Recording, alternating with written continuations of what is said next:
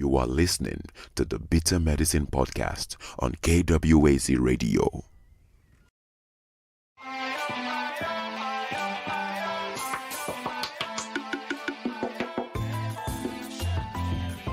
Welcome to the Bitter Medicine Podcast, where it's all about Black empowerment. Our show focuses on Black news and entertainment, arts, science, economics, history, people, and strategies that uplift, empower, and motivate Africans within the diaspora. And now, your host, whose favorite color is black, Goku.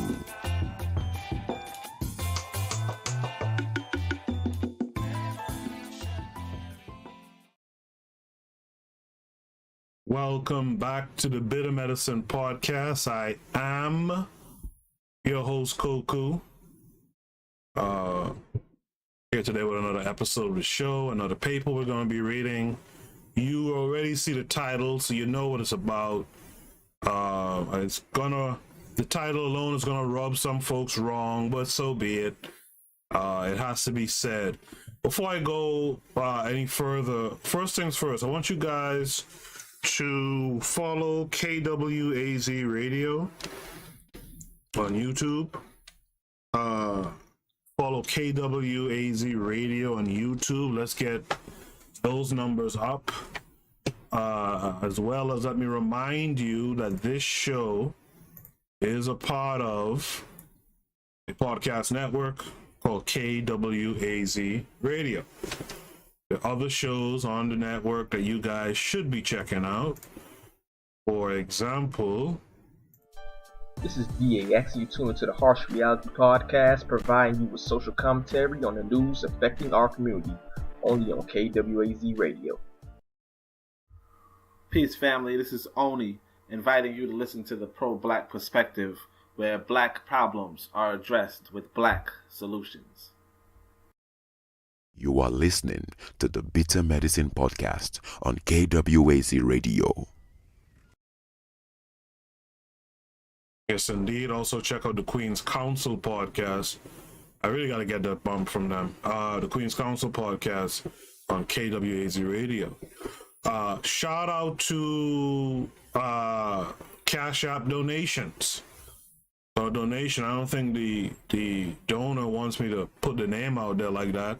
But shout out to the recent donor on the Cash App. You guys, every episode, you guys see the scroll that says donate to the show. Cash App, $ Bitter Meds with a Z, BITTERMEDZ, right? The Bitter Meds Cash App. Just hit us up with something. This way we can make the show even greater. All right, all that done and said, I see we got a couple of people in the chat. We got Derico Cooper says second to none. You know what's funny, Derico Cooper? Second to none, back in my hometown when I went to high school, second to none was our motto, was our school motto. KWAZ Radio says follow us on YouTube. Derico Cooper Photography says, what's really good, Rasta? Rasta is also in the room. He says, it's all good, only just suffering a bit from paranoia because of my neighbors. Rasta, what's going on with your neighbors, man? NYC Beauties in the room saying greetings. Greetings to NYC Beauties. Greetings to all you guys who are on. I know some of you listen in silence. But thanks to all of you. And if you're here, and if you haven't already, please hit the like button. Please click the like button. Let's get those likes up. So folks will come through and listen. If you have a buddy who you think will be interested in this show, put them on. Let them come on and check it out. Join the chat room. The chat room is really tops for these live broadcasts. Derico Cooper says to take black seed oil if you're suffering from paranoia. Rasta responds to my question saying he has, weak neighbors. Let's put it like that. There's some weak neighbors. You always have to keep your eye on them anytime they're in the mix, right? So today's paper is actually a paper by Dr. John Henrik CLARKE. And in this paper, he used the title Black Americans, but we know right now in America especially, I don't know if it's true, did I ask KW Don 7 this question before? Maybe I did, but if I have, I forgot. But if KW Don 7 is around,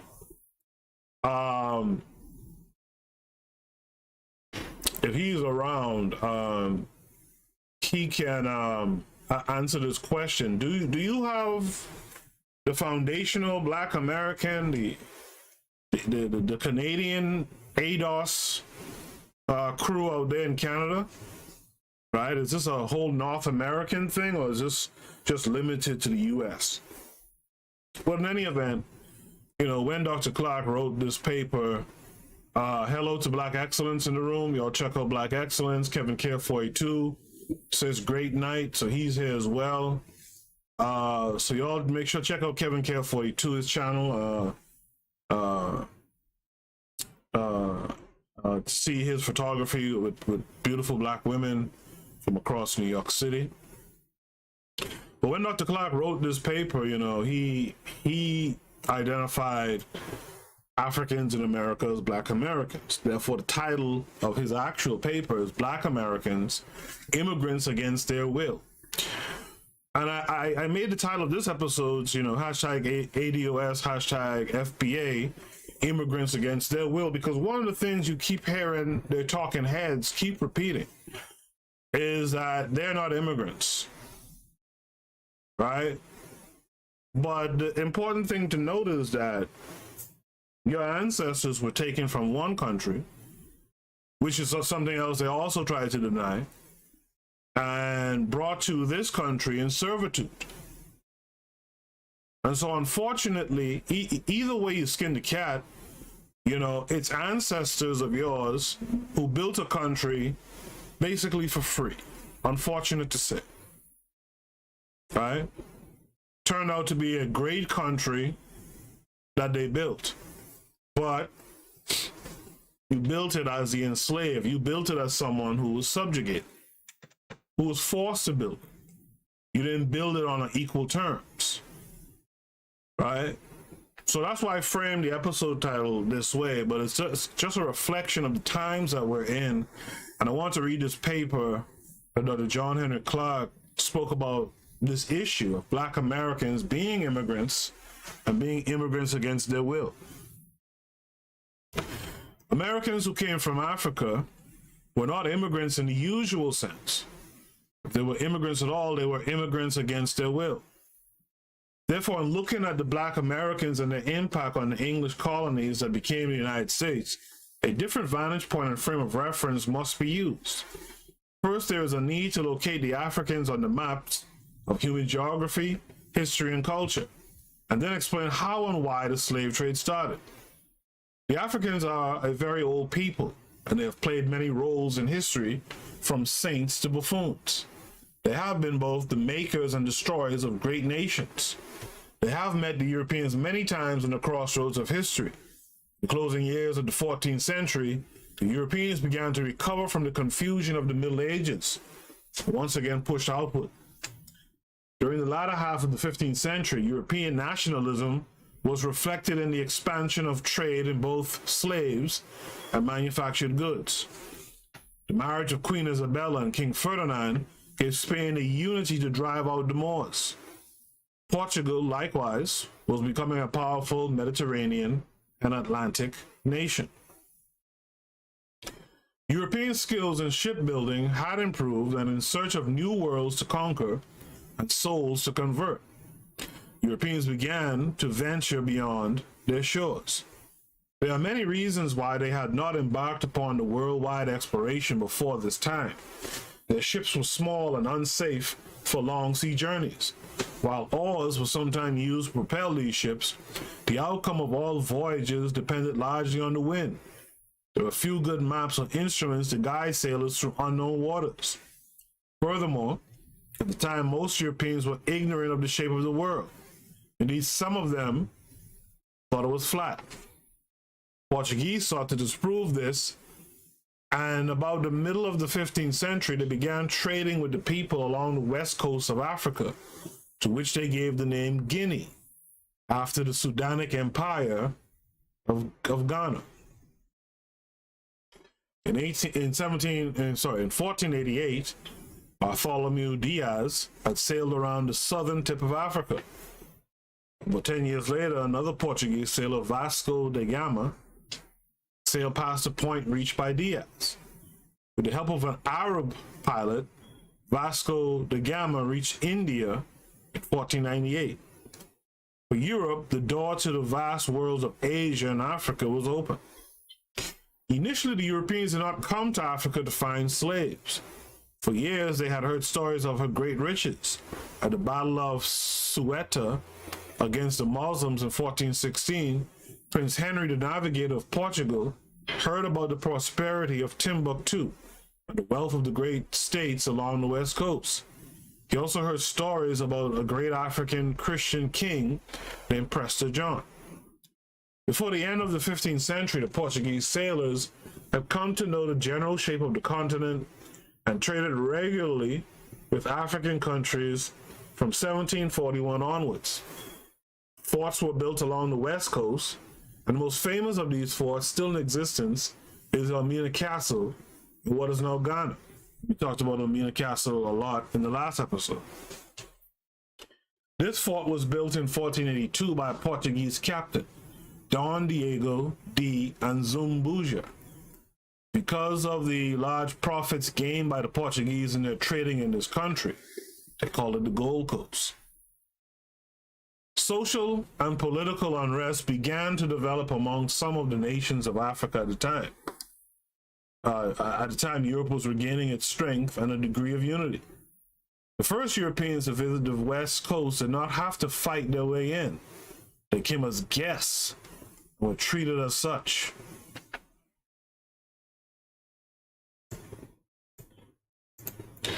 Later, they decided to stay as conquerors and slave traders. In order to gain a position strong enough to attain these ambitions, they began to take sides in tribal disputes. They used racist as well as religious arguments to justify the subjugation of the Africans. During the latter half of the 15th century, Spanish ships began to interfere and challenge the dominant position of the Portuguese in the slave trade.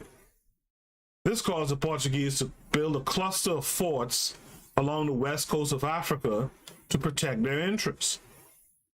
They landed in Elmina early in the year 1482. The leader of the expedition, Diego de Anzambuja, wasted no time in asking to see the country's reigning king, Nana Ansa. Portuguese offered friendship, but Ansa was slow in accepting their promises. Unfortunately, he did not gain enough time to rally the support of his people and allies. He did not want the Portuguese to settle in his country, and he did not believe their promises. After the king refused the offer of friendship, Azambuja ordered the small army waiting in offshore ships to land. With this extraordinary force, he occupied the area without permission. This act of violence was typical of the 15th century Europeans. They had no respect for the customs and cultures of the people they were now meeting. Right? King Nana Ansa's antipathy to imperialism is exemplified by the speech that he made to the Portuguese on this occasion. He could foresee that the Africans were going to be called upon to prey upon one another and would be left hopeless, disorganized, and demoralized. I mean, if you have that vision, man, shouldn't your actions match? Shouldn't your actions match that vision? In the chat room, Rasta says, "Hey, I cannot write, but I will continue listening. Maybe sometimes I will write." Well, I appreciate that. I appreciate the listen. I appreciate your comments. Hope you guys are enjoying the paper so far, right? The Ghanaian writer K. Buddha Aqua has observed that the speech shows equally well the development of the Akan language and its poetry, which is as perfect and musical as any Latin or Roman language. And if the richness of language may be an index to the mental development of people, one can say that the natural eloquence of the Akan people is a sure indication of a balanced and highly developed mental equipment. The King's speech is worth quoting to show that all African heads of states were not naive about the intentions of the Europeans on the eve of the slave trade. Here's a question for you guys. If you guys were aware, right? If you guys were aware, meaning you were not naive to the intentions of Europeans on the eve of the slave trade, right? Their intentions being making you slaves, what would you do? What would you have done, right? Now keep in mind, you don't have the Maxim gun, right? When did the Maxim gun, let's look that up real quick. Let's look it up real quick.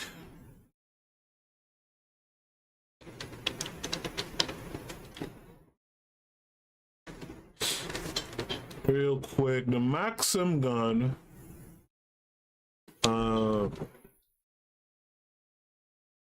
came out in 1884, right? So, hold on, is that right?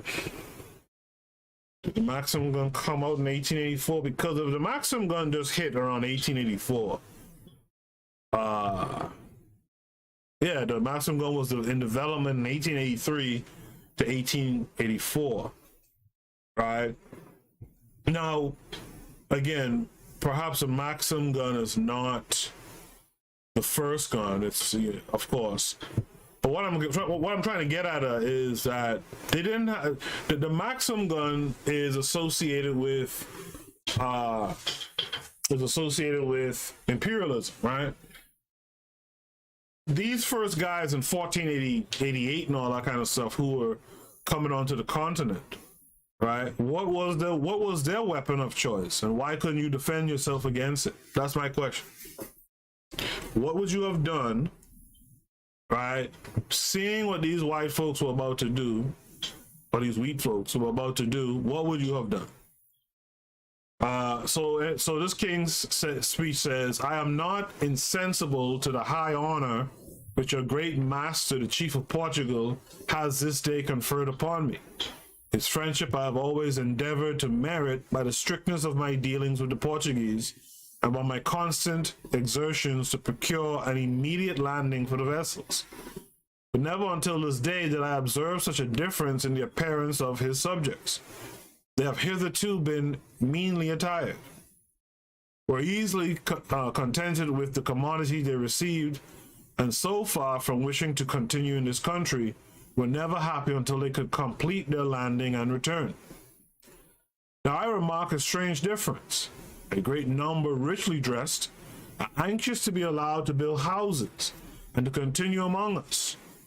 Men of such eminence, conducted by a commander who from his own account seems to have descended from the God who made day and night, can never bring themselves to endure the hardships of this climate, nor would they be able to procure any of the luxuries that abound in their own country.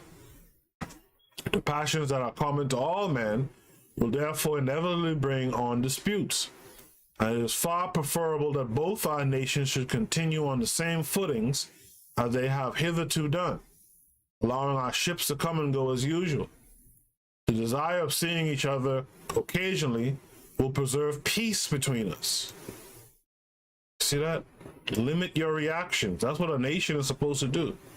Limit outside interactions and maintain the peace for its people.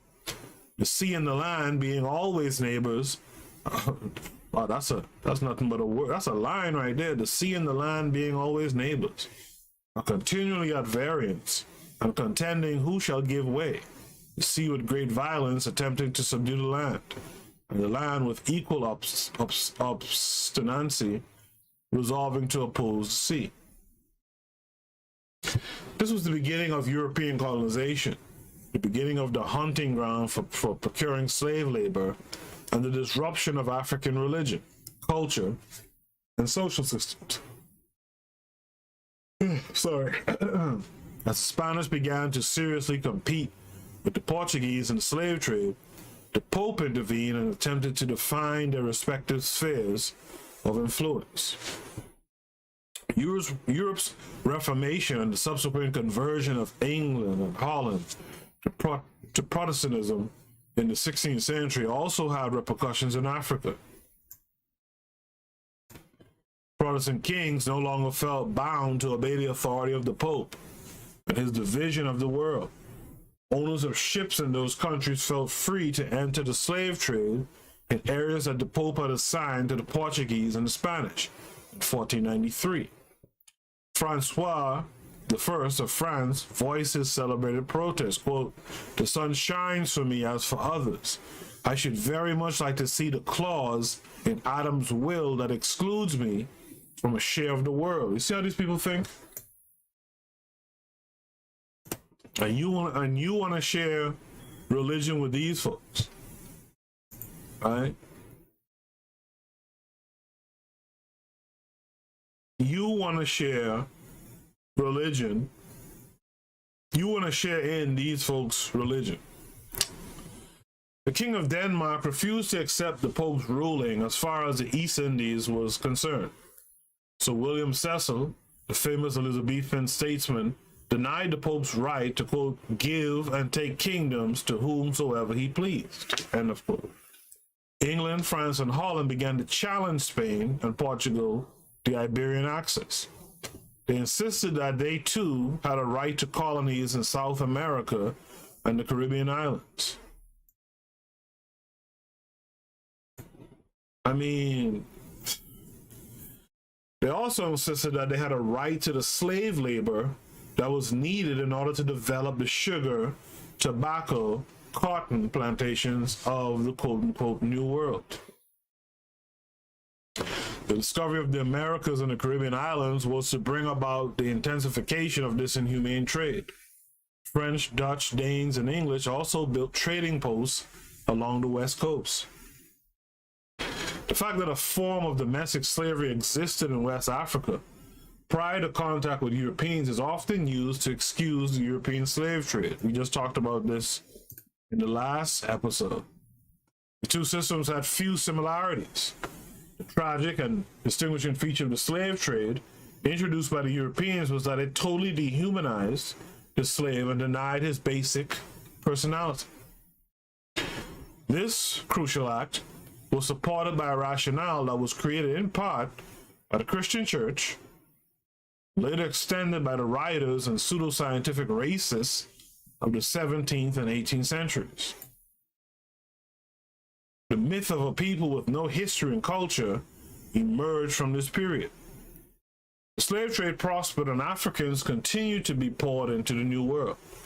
Figures on the subject vary, but it has been estimated that during the years of the African slave trade, Africa lost millions of her sons and daughters. This was one of the most tragic acts of protracted genocide like that. Contrary to popular belief, the first Africans who came to the New World were not in bondage. They participated in some of the early expeditions, mainly with Spanish explorers. The best known of these African explorers was Estevanico, sometimes known as Little Stephen, who accompanied the De Vaca expedition during 6 years of wandering from Florida to Mexico.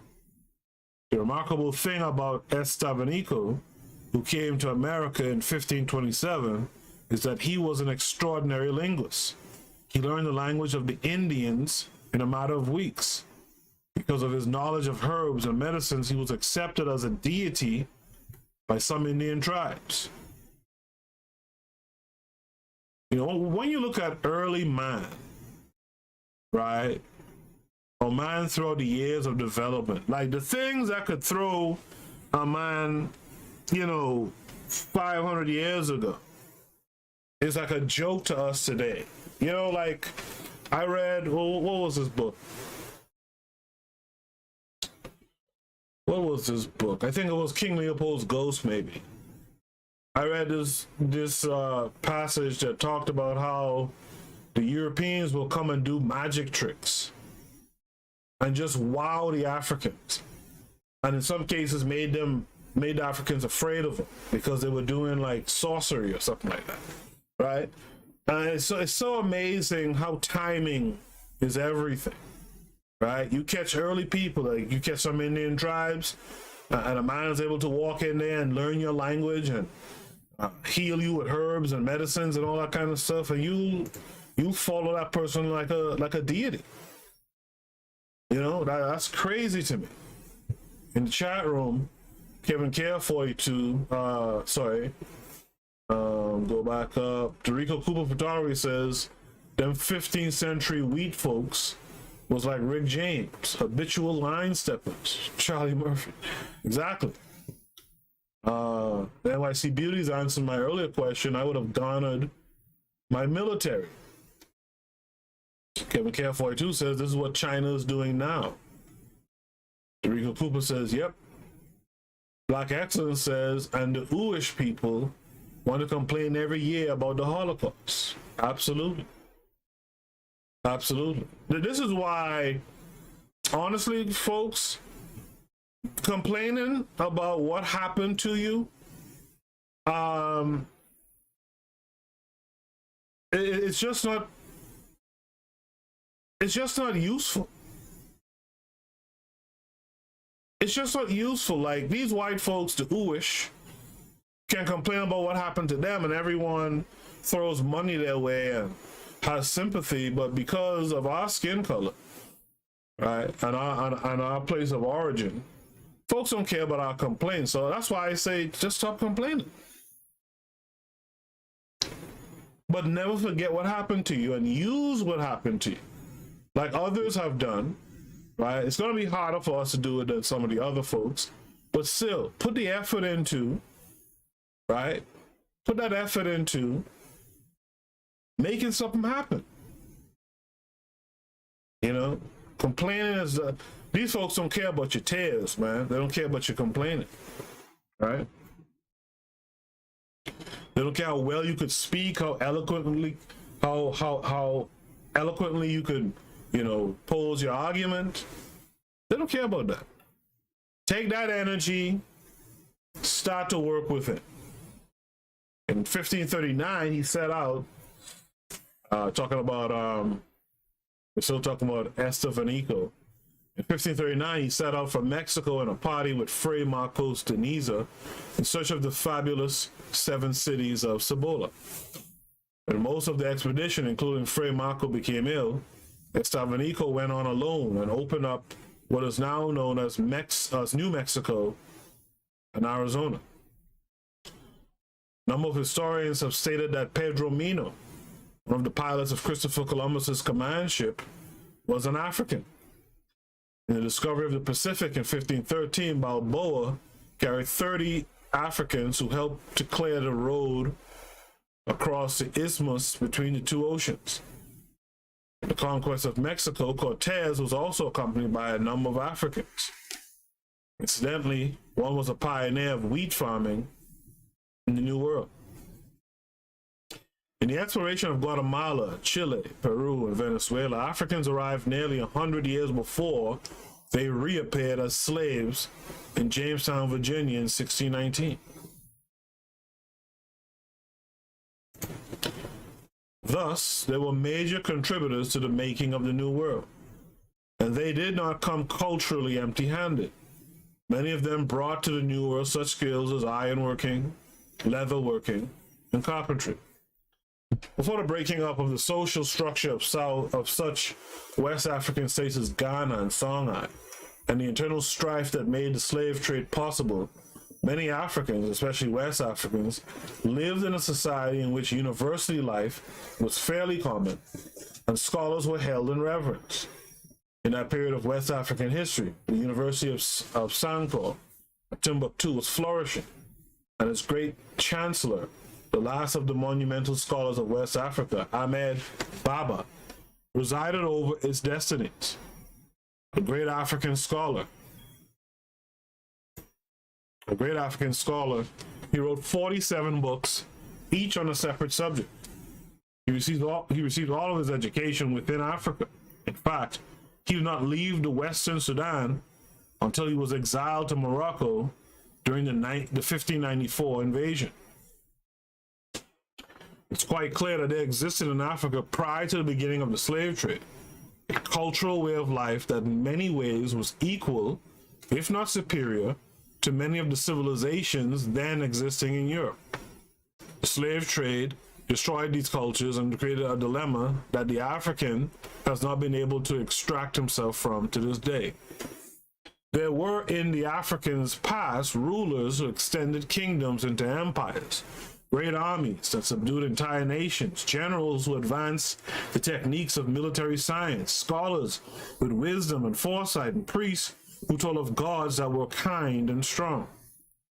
During and after the forced migrations to the New World, every effort was made to destroy the slaves' memory of having ever been part of a free and intelligent people.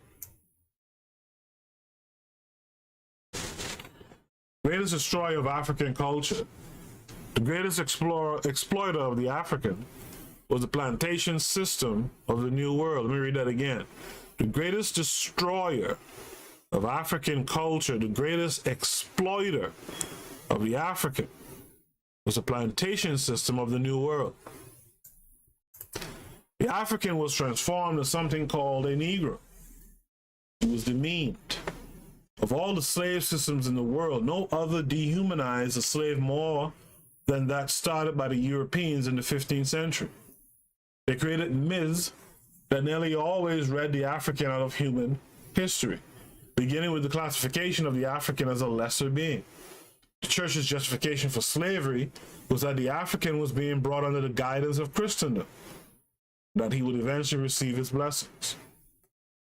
There were several competing slave systems, and we have to look at each one separately. Let's do that. In Cuba and Haiti, the Africans were often a majority of the population. This was also true of certain parts of Brazil. Therefore, the system operated differently in these areas, and although it was still slavery, the Africans had some cultural mobility. Pay attention to that line right there, because one of the big arguments that you hear is that you'll hear Black Americans say that Caribbean blacks or continental blacks say that they have no culture, right? What they don't realize that while it might not be well explained or well developed, the idea or that thought, there's a history as to why folks say that, right? And this has to give you some of the history. Because of being a majority, right, there was still some cultural mobility. You had the ability to practice, right, a lot of the culture that you brought over from Africa. In fact, one of the things that they did not ban was the drum. The drum is big in the Caribbean. Why? Because it was big in Africa, right? And because the Caribbean was able to hold a lot of its culture, right? In South America and in the West Indies, the slave master did not outlaw the African drum. That's just what I would say. African ornamentations, African religions, other things dear to the African remembered from his former way of life. Just on time. I just was talking about that, and he, Dr. Clarke, expands a little bit more. It's not just a drum, but ornamentations, religions, and other things dear to the African remembered from his former way of life, and that passes down. And that's what the culture in the Caribbean and parts of South America is built off of. South and Central America is built off of. You can't be angry that people are saying that. So when people are looking at the States, and I'm not saying that there's no culture here, but what I'm saying is that it's different. And some people might find it hard to find the Africanness in it. And it's becoming increasingly easy not to be able to see it because you actually have black folks in America who are claiming not to be African. This permitted a form of cultural continuity among the slaves in the West Indies, Cuba, and South America that did not exist in the United States. In the Portuguese area in the West Indies and often in South America, the plantation owner would buy a shipload or half a shipload of slaves. These slaves usually came from the same parts of Africa, and they naturally spoke the same language and had the same basic culture. Families in the main were kept together. A slave on an island was sold to a plantation owner at the other end of the island. He would still walk to see his relatives.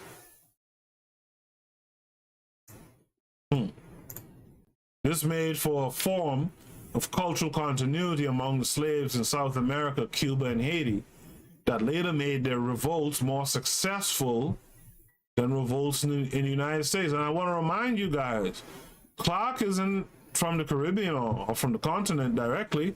Clarke is a black American. And if you claim to honor Dr. Clarke, then honor him completely. Don't say you honor him and then say, talk a bunch of stuff that's completely different to what he said. Right? In the chat room, let me go back up. NYC Beauty says, I know a lot of black photographers. I keep warning them about letting non-blacks come around them because sooner or later they can get set up and put away by these outsiders. Absolutely. Kevin K 42 goes on to say this is why they make the great black scholars and historians' works so expensive today. They do not want you to know your true history. So much erasure and rewrite of our history today. That's exactly right. I did a show just to expand on that point by Kevin K 42. I did a show a couple months ago. You guys might remember. I did a show. They had a movie about the boy who controlled the wind. And the kid in that movie is a true story. The kid in that film, you guys might remember on social media, like at the beginning of social media, there was this kid that was like a meme or whatever that showed this kid who built a windmill with a bicycle in this town and in this township in a country in Africa. And one of the things that the kid, well, he's a grown man now. One of the things that he mentioned was that he went to the local library in his township and he borrowed this book. What was it called again? I think it was called Using Energy or something like that. It's like a textbook, I think. And I said, hey, to myself, it'd be cool maybe to try to grab that book as a PDF and put it up in the Discord in the library. By the way, if you haven't joined the Discord, make sure you click the link in the description of this video. Join the Discord today, right? So I tried to look it up. Do you know on Amazon they have that book for like $400? Because that kid used that book and did that great thing that he did for his community. Because he mentioned it in a TED Talk, right? They bumped the price of that book up to $400. Now, part of it was they were capitalizing on the fact that he mentioned it was that book, but another part of it was they don't want us just to willy-nilly be able to get that information. They don't want us to just get that information. Black Excellence says to Kevin K 42, this is why The Bitter Medicine podcast is very important. We can never forget our history. I appreciate that, Black Excellence. Dorico Cooper Photography says, I hear your warning. Put me in touch with all the NYC beauties that are down to get that hair wet and model for me underwater. Okay, Dorico Cooper, do your thing. All right, you have a fellow photographer there. Maybe y'all could link. I know you're in Flint. NYC Beauties is in NYC, but there could be a link there. There could be something that y'all could do. All right. The Pro-Black Perspective is in the room. Peace to you, brother. Pro-Black Perspective says, I say to Bitter Med's importance. I appreciate y'all for the kind words. Cooper Photography says, in the deep end, 12 feet. All right. Informal wear. Okay. Joni Rosenthal comes through. You guys might remember Joni was in the chat room a couple weeks ago. Joni is a good fan, but Joni disappears for a while. I don't hear from Joni for a while, but Joni is a good fan. Appreciate to see you here. Appreciate your thumbs up on the topic. She goes on to say, I agree with you. Your actions should match your vision. All right. Thank all of you who are joining me here live tonight. I appreciate you. If you haven't already, make sure to click the like button. If you haven't subscribed, make sure to subscribe. Click the bell to be notified when I'm on live or when I upload new content. So let's continue with the paper. In the latter country, an attempt was made to destroy every element of their culture. So we're talking about Haiti here now, right? In Haiti, every attempt was made to destroy every element of their culture. No other system did so much to deny their personality or to sell family members ruthlessly away from each other. The American slave system operated almost like the American brokerage system. A person bought 20 slaves at the beginning of the week and found himself short of cash at the end of the week. He might, if the price were right, sell 10. These 10 might be resold within a few days. The family, the most meaningful entity in African life, was systematically destroyed. In spite of these drastic drawbacks, the African in the United States made a meaningful contribution to the preservation of the country in which he was a slave. Right? And this is what a lot of folks are hanging their hat on, right? But the problem is this last word right here. You made that contribution while you were enslaved. Another neglected aspect was the role of the woman. Many families of the New World originated from cohabitation between the white slave master and the latter. Later, the same slave master, especially in the United States, made and supported laws forbidding his own child to have an education or sit beside him on public transportation. In Haiti, the African woman sometimes had a kind of semi-legal status. In South America, especially in Brazil, the white slave master sometimes married the African woman and she became a free person. But this did not prevail in the United States. The mentality, the rationales, and the various ways of justifying the slave trade had already started in Europe with the attempt to justify the enslavement of other Europeans, right? So this is where it starts. Savages being savage to one another. Listen, if a person is a savage to their own kind, imagine, particularly a European savage, is a savage to their own kind, imagine what they're going to be to you. It is rarely recalled that at first, there was a concerted effort to obtain European labor to open up the vast regions of the New World. It is often forgotten that in what became the United States, white enslavement started before black enslavement. In an article entitled, quote, White Servitude in the United States, end of quote, Ebony Magazine, November 1969, the Afro-American historian LaRon Bennett Jr., I'll look up LaRon Bennett Jr. Are you guys familiar with LaRon Bennett Jr.?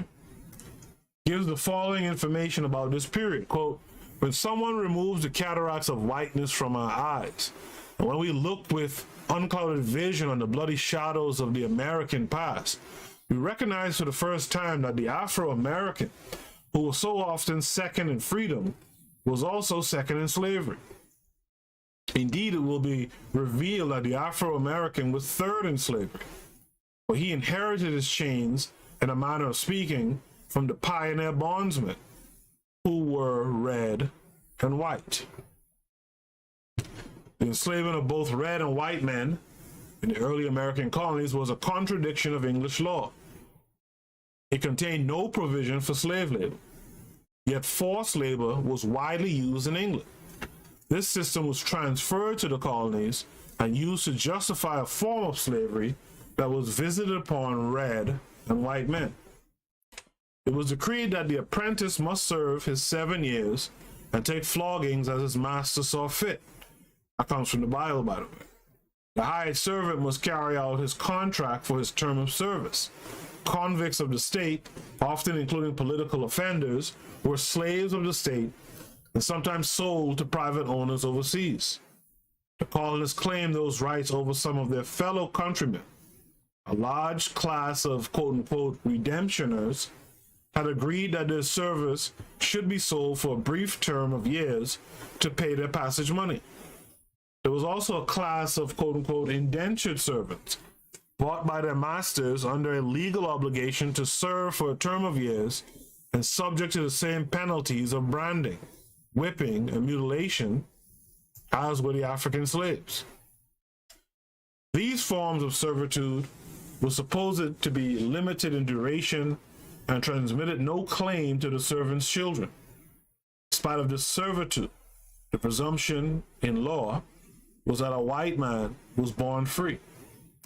The English settlers from the onset enslaved their Indian neighbors, soothing their conscience with the argument that it was right to make slaves of pagans. The Indians fled in large numbers or died in captivity, leaving few of their descendants in bondage.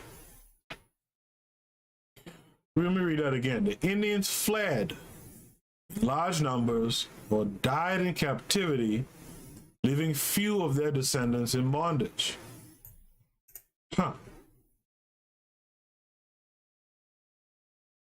So, we're kind of told that the Indians, gave up their lives, fought to the death. But the good doctor here is saying that Indians fled in large numbers or died in captivity, right? Leaving few descendants. All right, that's an interesting little note there. Right? This led to a fair search for white labor that subsequently led to a search for black labor. In the chat room, I see we have KW Don 7 in the room.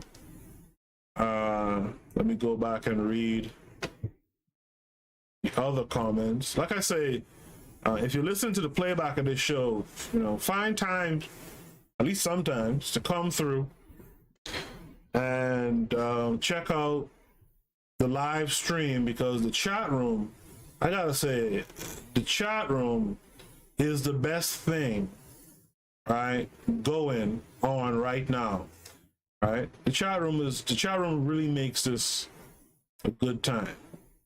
Dorico Cooper Photography says road trip, right? 10 to 12 hours, right? Talking about that idea I had before, right? Photographers link up. Joni Rosenthal says, I would poison a lot of them, right? I guess she's answering my previous question from a while back. What would you have done, right, on the eve of the slave trade? Black Excellence says, look up Sahara Rock Art. One peculiar image had a man guiding a horse chariot.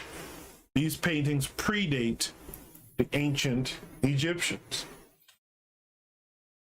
KW Dawn 7 says, Laron Bennett Jr. used to work for Ebony Magazine. Johnny Rosenthal says, the continent of Africa and the tribalism is a really big issue. Then throw in religion, Christian, and Islam. Absolutely. Dorico Cooper says Dr. Greg Carr, professor of African Studies at Howard University, talks about him all the time. I guess you're talking about Lerone Bennett Jr. I've never really encountered his work before. I've never encountered, well, at least not to memory, I've encountered his work before. Is he worth me looking up? And maybe trying to read some of his work on the show. You guys let me know in the chat room. By the end of the 17th century, Europeans saw in African manpower the means to secure free labor for the building of the Americas. The Africans, on entering this system, became exposed to a diabolical and consistent application of mental and physical torture.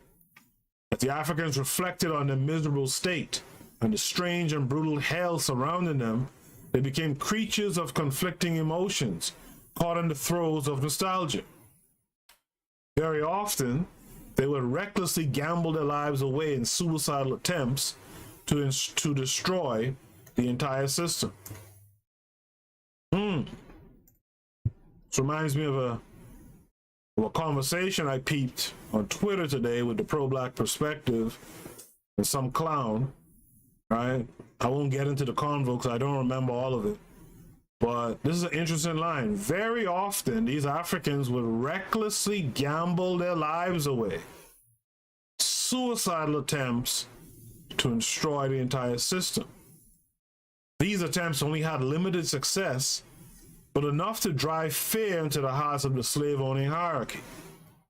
The prime targets during these attacks were the masters and their families.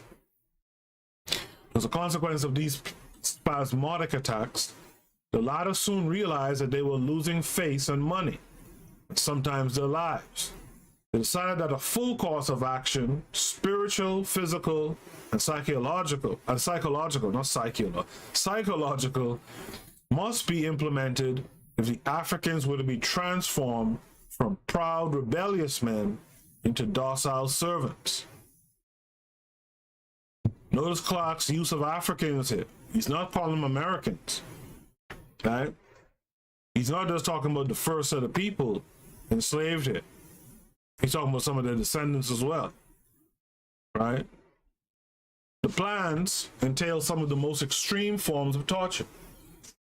Despite the atrocities inflicted on the Africans as a means of breaking their spirit, the slave masters soon realized that this alone would be useless as long as their victims retained their proud spirit.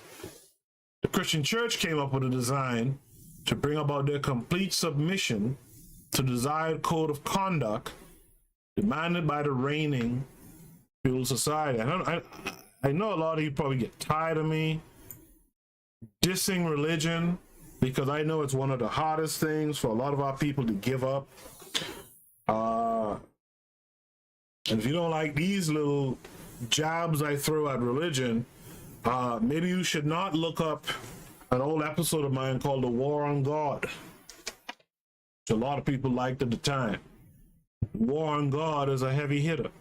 If you're faint of heart, right, if you too hogged up with religion, maybe that's not an episode for you. But if you want to learn more, look up the War on God episode. The Reverend Kyle Hazelden, editor of the magazine Christian Century, made the following comment on the role of the church in the planting of racism in the United States. Quote, "The religious community in American society produced and sustained, sometimes on biblical grounds, the anti-Negro bias which has permeated the American mind from the beginning of the nation until the present day. Out of the nation's religious community came biblically and doctrinally supported theories of racial inferiority. From the same source came immoral ethical codes which justified the exploitation of the Negro and demanded that the white man hold himself in sanctifying aloofness from the Negro. Moreover, the patterns of segregation which divide the common life of the country radically had their beginning in the church before they found their perfection in the secular society. It was not the secular world which infused the church with its contemptuous views of the Negro and imposed a segregated life on the Christian community. These offenses appeared first in the religious community in its narrowest definition. White man distorted the Bible. Now, this is a white guy talking, eh? Right? This is a white guy. Is it a white guy? I have to believe it's a white guy. Right? You guys could look it up for me and let me know if I'm wrong. Right?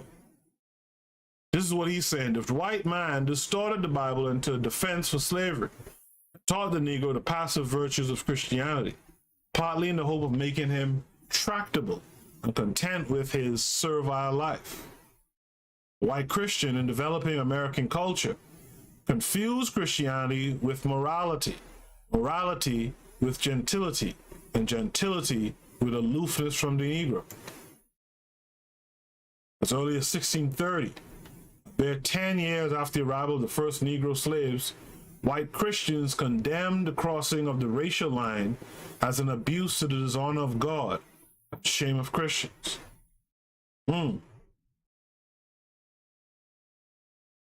I want you guys to take that in. Tell me your thoughts. Tell me your thoughts about that passage. In the chat room, Kevin Care 42 says, when I was forced to go to church when I was a child, I hated it. Saw that the church was bullshit. Lots of fake people, cowards, and people looking for their soul. Dorico Cooper Photography asks NYC Beauties if they're on the Discord. If you're not on the Discord, click the link. Join the Discord today. If one of the mods can repost the Discord link, I'd appreciate it. All right, click the link. Join today.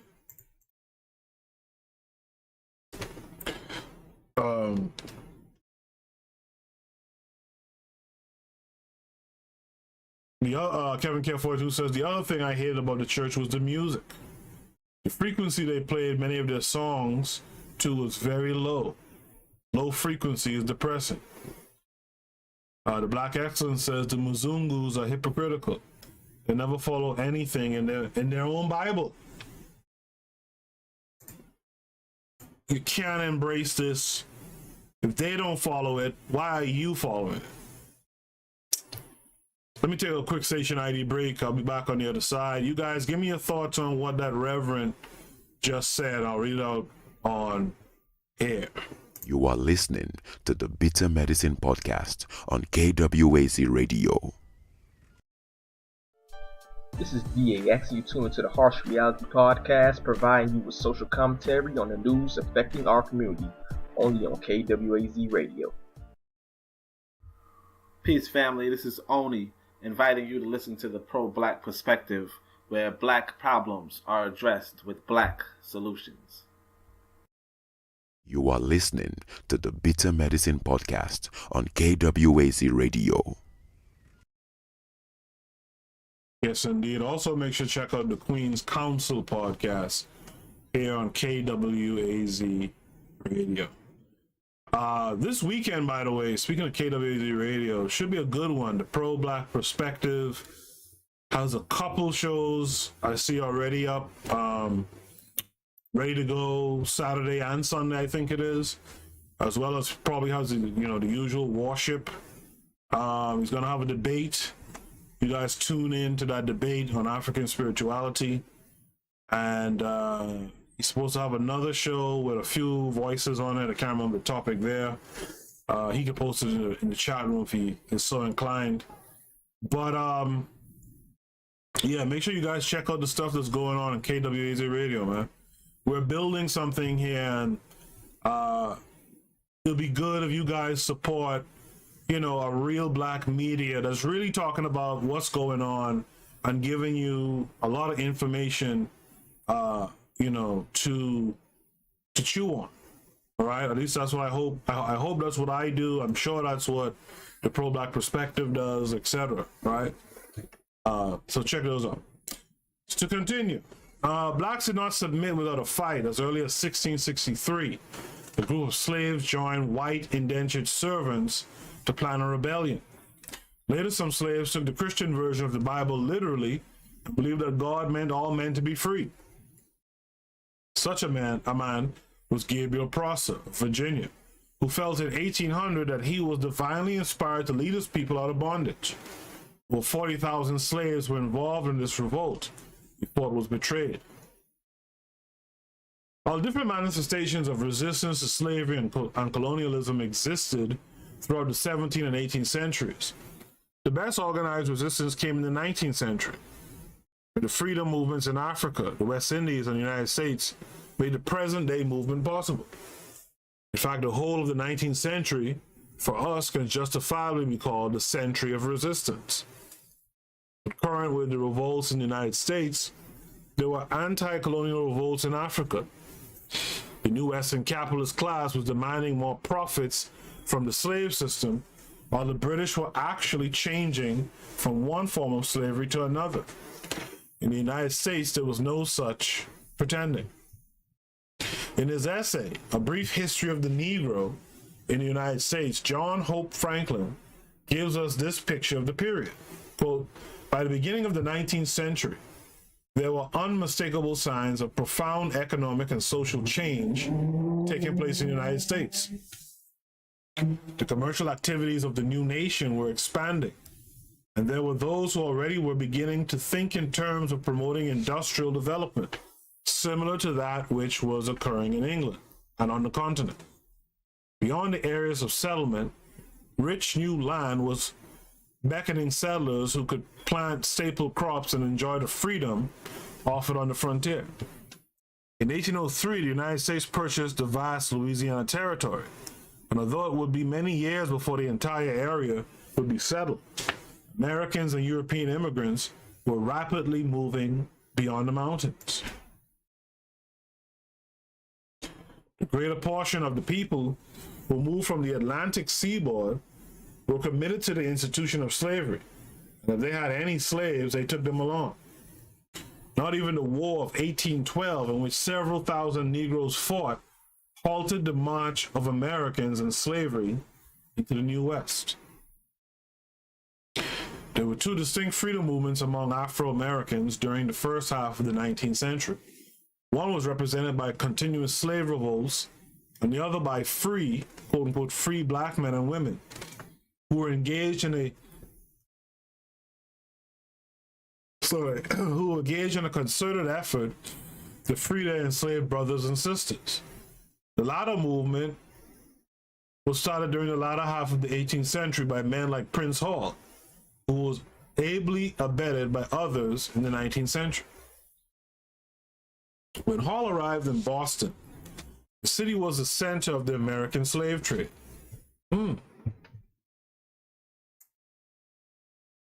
Most of the major leaders of the revolutionary movement of the day were in fact slaveholders or investors in slave-supported businesses. Hall, like many other Americans, wondered what these men meant by freedom. The condition of the free black men, as Prince Hall found them, was not an enviable one. They were free in name only. Discriminatory practices severely circumscribed their freedom of movement. By 1765, he saw little change in the condition of the blacks, and though they were freedmen, at least in theory, he saw them debased as though they were still in bondage. 1788, he petitioned the Massachusetts legislature protesting against the kidnapping of quote-unquote free Negroes. This was a time when American patriots were engaged in a constitutional struggle for freedom. They had proclaimed the inherent rights of all mankind to life, liberty, and the pursuit of happiness. Paul dared to remind him that the black men in the United States were human beings, and as such, were entitled to freedom and respect for their personality. Many other blacks aided the cause of abolition. Frederick Douglass was the noblest of all American blacks of the 19th century, and one of the noblest of all Americans. This great abolitionist's civil rights views are as valid today as they were a century ago. Samuel E. Cornish and John B. Russwurm started a newspaper in order to tell the black man's story from his point of view. Russwurm, a talented editor and politician, is generally credited with being the first black graduate of an American college. Henry Highland Garnet, a fiery Presbyterian minister, was a leader of the militant abolitionist wing.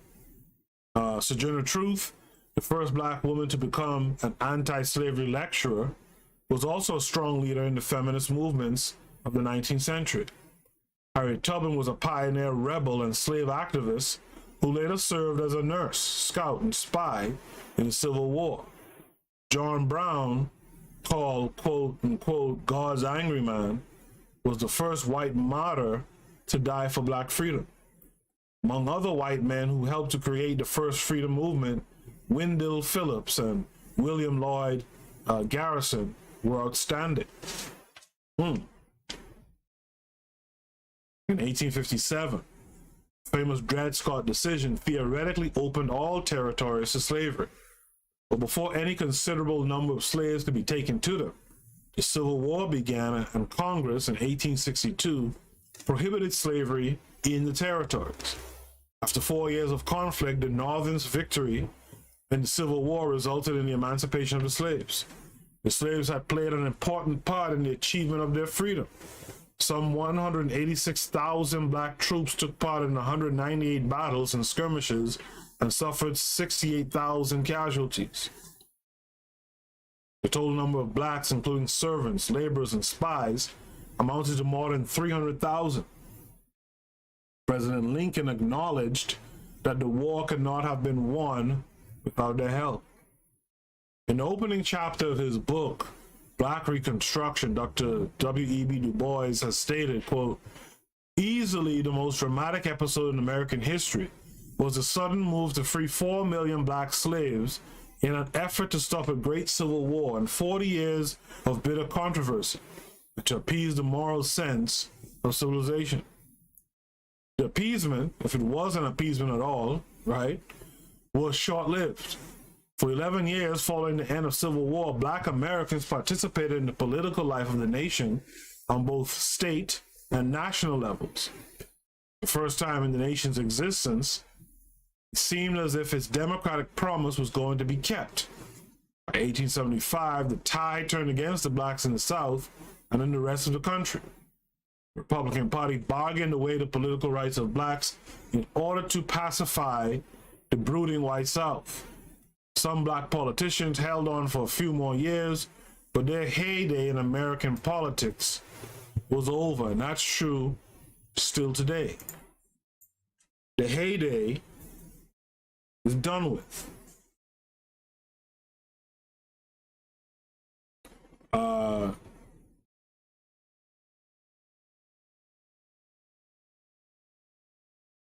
Black Excellence in the chat room says, "This is our weakness."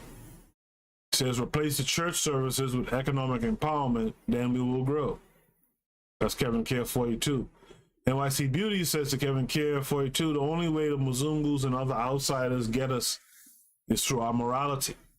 We have to steal and galvanize our minds." Kevin Care 42 says, "Who wrote this quote?" Who wrote which quote? I'm not sure. Black Excellence says abolitionists equals early liberals. He says nothing has changed, only the years. Absolutely. Nothing has changed, just the years. Right? Let's continue with the paper.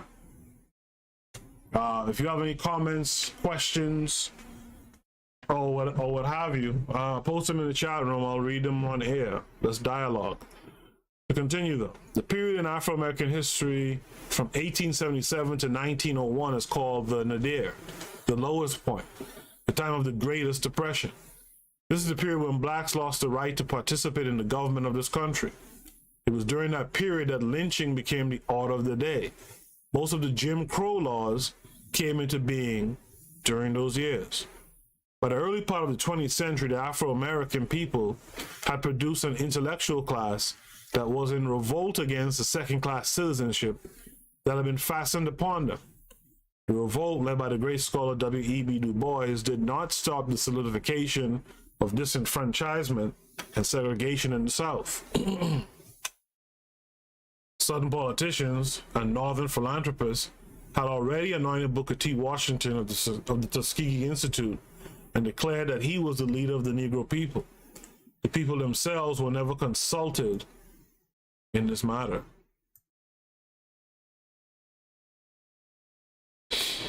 The Afro-American journalist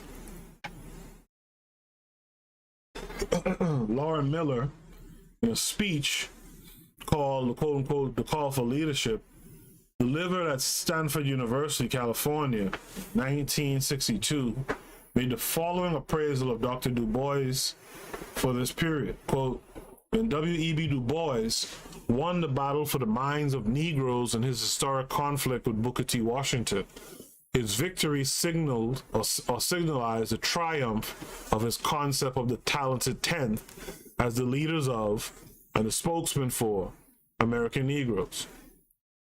We believe that members of this talented 10th, educators, ministers, lawyers, editors, doctors, dentists, as well as political leaders, would, in the very process of securing an education to fit them for their professions, furnish pragmatic proof of the invalidity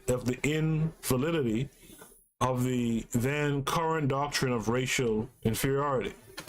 He was confident that his educated and selected minority would lead the masses in a sustained and purposeful assault on the restrictions that doomed the Negro to poverty and degradation. It was an essential aspect of the Du Bois credo that the talented 10th would accept his role as servants of the other 90%.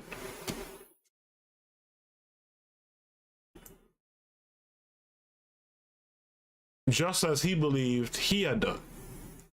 Du Bois and his contemporaries fashioned the NAACP as a chosen instrument of the elite to whom he believed the masses should look for guidance and salvation. So I've talked about W.E.B. Du Bois on the show before at length, and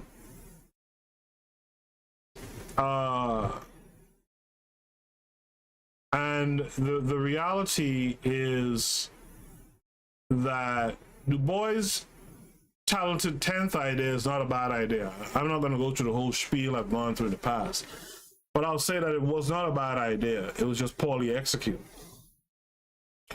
He used the wrong, he didn't question where the talented 10th was getting their education and from whom they were getting their education and how that education transformed them, right, to be compromised by whiteness. And that's an important thing people got to realize. You want your smart people, right? You want your smart people in leadership. That's just a fact. Malcolm X talked about it. What people do you see have leaders who are comedians and trumpet players and all that type of shit? Right? And he was talking about friends of his. Right? He was talking about some friends of his, like Dick Gregory and stuff like that. Right? What people do you see have their leaders are comedians and basketball players, trumpet players and all this? You know, you just don't see that.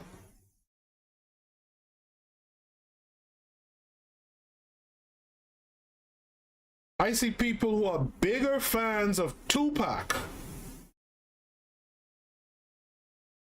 than Neil deGrasse Tyson. Now I know I think it was KW Dawn 7. I think Neil deGrasse Tyson is married to a white woman, you know. So that knocks him down a couple of pegs, but I'm just saying. Right? I'm just saying. In the chat room, I see Pink. Lady Pink is here. I noticed Lady Pink subscribed the other day, so I guess it's her first time here. And Lady Pink asked the question, what's the purpose of this live? First of all, let me say I appreciate Lady Pink for being here, right? But I gotta say, it hits me funny when someone asks a question like that. When the title tells you what we're talking about, and if you sit and listen, or stand and listen, whatever you do, you'll know what's being talked about. Right? Derica Cooper follows up and says to that question, black folks being taken from the continent against their will. Right? That's what we're talking about in general. Right? But there's a history lesson being given here by the good doctor. Right? And so, you know, just sit back and listen and join in the discussion. Right? Trust me, it'll be worthwhile. Unless Lady Pink means that you're a pink person, then it might not be as rewarding for you. Right? Kevin Care 42 says, remember, in America, your misleaders are chosen for you. We know what's best for you. Muzunguko. Yeah, I mean, that's one of the downfalls of black society. You know, like a famous entertainer can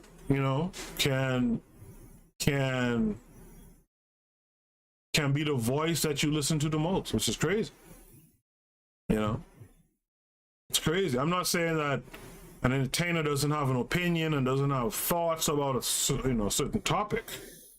But what I am saying is, because they're not fully immersed in these topics outside of what they do, right? Like, take Ice Cube, for example. Ice Cube was not fully immersed in economics and could really himself talk about reparations and all that stuff. You gotta, you know what I'm saying? You could have your opinions, no doubt, but you can't take the lead on something. You gotta let people who know what's going on take that lead, and you give them your support, right? The concept of the talented ten failed because the black elites did not assume the responsibility expected of them. They were too busy in imitating the white middle class and retreating from their own people, and that's the outcome of what I was talking about. They got their education from these folks, so of course they look to these folks, right, as who they wanted to be around, who they wanted to integrate with, right? And then trust me, the college education, trust me, all education pushes you to be European centered. When you go into an art class in college, they're not talking about African art. I draw, right? And I've been working on this little drawing project. And it's funny enough, like someone had to write a book that teaches you how to draw black people. Someone had to write that book. You know how many books there are on drawing faces and all this kind of stuff, creating characters and all that kind of stuff? And it took someone in recent years, a black guy, to write a book, right, to teach you how to draw.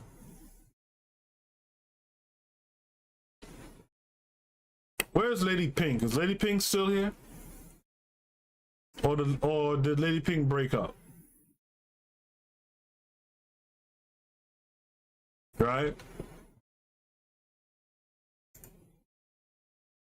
Du Bois, without their assistance, embarked upon a more radical course of action.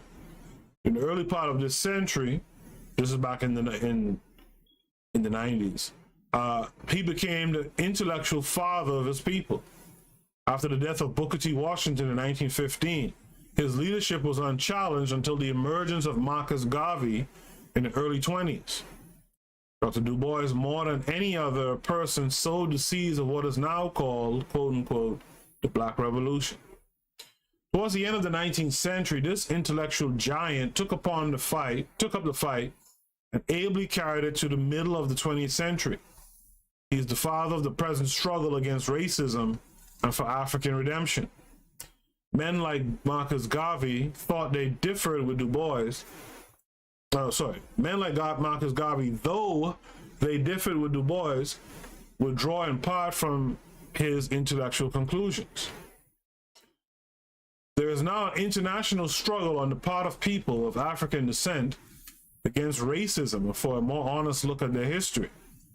On university campuses and at international conferences, they are demanding that their history be looked at from a Black perspective or from an Afrocentric point of view.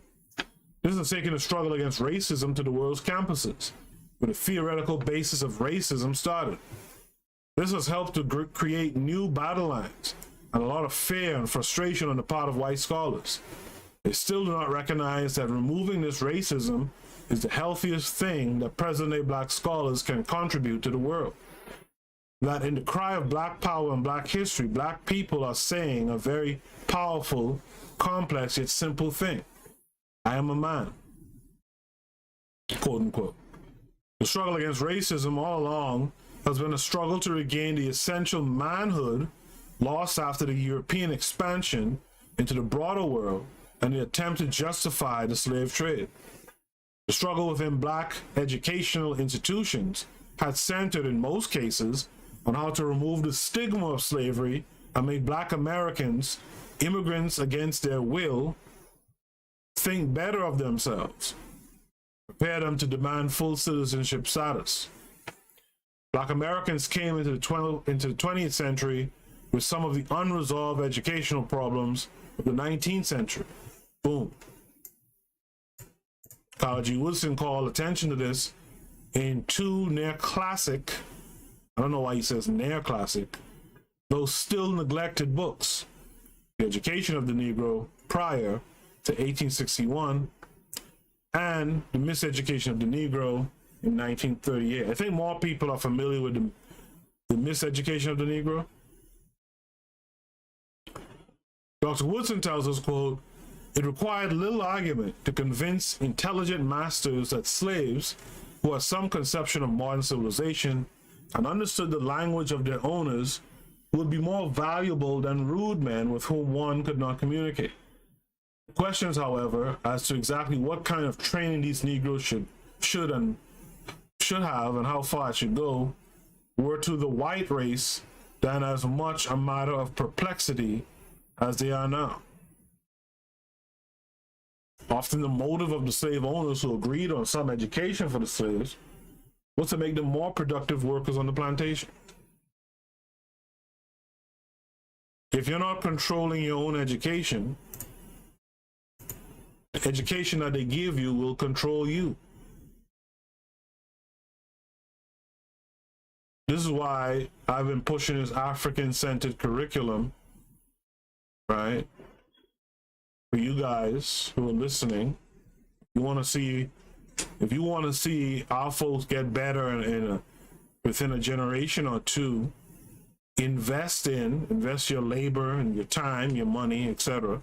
Invest in the education that your youth are going to get. If they get someone else's education, that education is to make them more productive on their plantation, right? To continue, from the beginning, Black Americans were educated to serve others and not themselves. In The Education of the Negro prior to 1861, Woodson outlines the beginning of Black education in this country. Quote, "The history of the education of the antebellum Negroes therefore falls into two periods. The first extends from the time of the introduction of slavery to the climax of the insurrectionary movement about 1835. When the majority of the people in this country answered in the affirmative to question whether or not it was prudent to educate their slaves.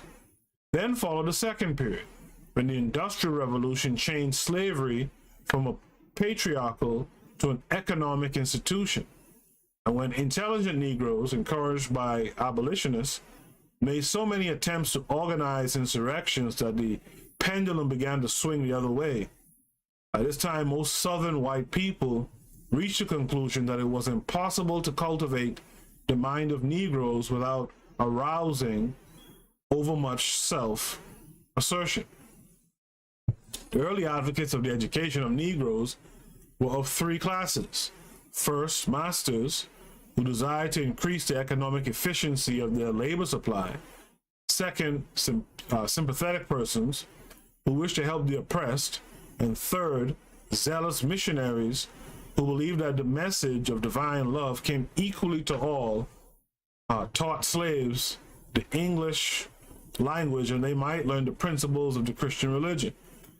Through the kindness of the first class, slaves had their best chance for mental improvement. Each slaveholder dealt with the situation to suit himself, regardless of public opinion. Later, when measures were passed to prohibit the education of slaves, some masters always a law unto themselves, continued to teach their Negroes in defiance of the hostile legislation.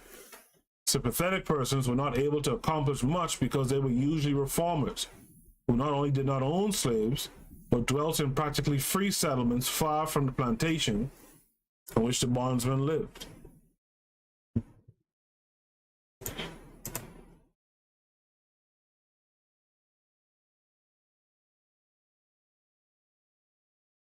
So Lady Pink, you're here still. Do you grasp what the show is about now? By the way, Lady Pink, are you black or are you white? I'm curious by that name, Pink. Lady Pink, are you black or are you white?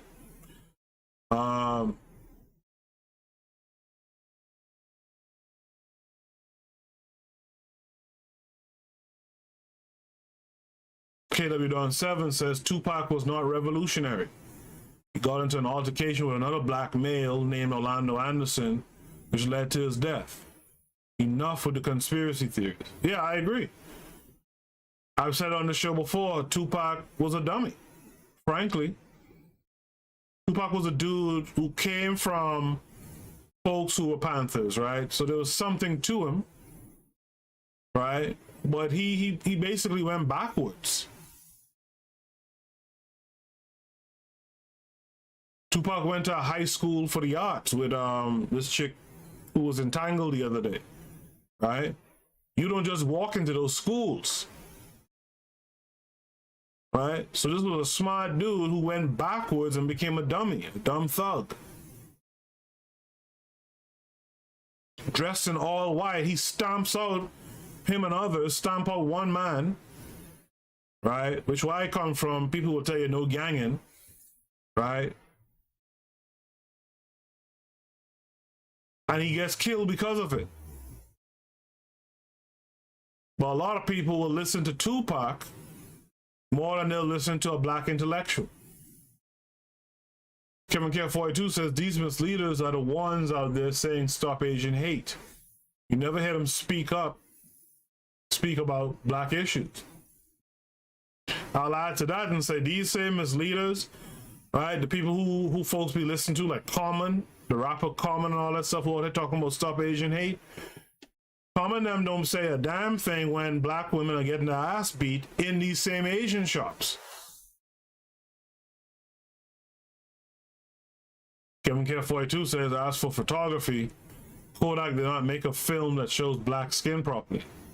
It did not start producing till the 90s. Wow, I didn't know that. Wow. Black entertainer, KW Don 7 says, black entertainers have always been weaponized against the interests of the black collective. For example, Lil Nas X. Yeah, Lil Nas X is on, complete whole shit right now. Lizzo and Megan Thee Stallion are present-day weaponized entertainers. Absolutely. Tariqa Cooper says to KW Don 7, he's on point. Black Excellence says we need the black scholars to stop begging for respect from these Muzungu institutions and do your own. Respect to the great one, J.A. Rogers. Tariqa,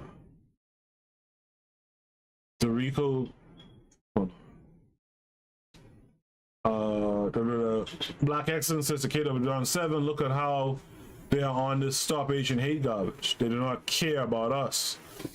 Rico Cooper Photography says Black State University. I'm not sure what that means. KW Don, Black Excellence says to KW Don 7, we need a great separation from all these other groups.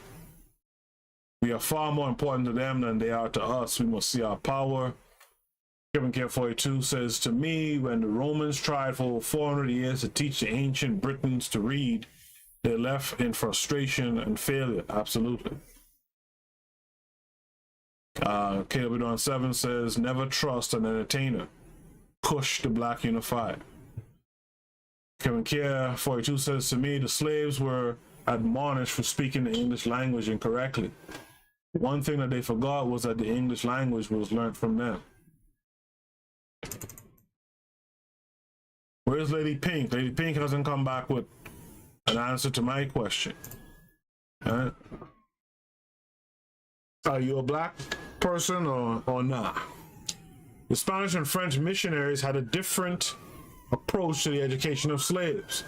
Some of them were anxious to see the Africans enlightened and brought into the church.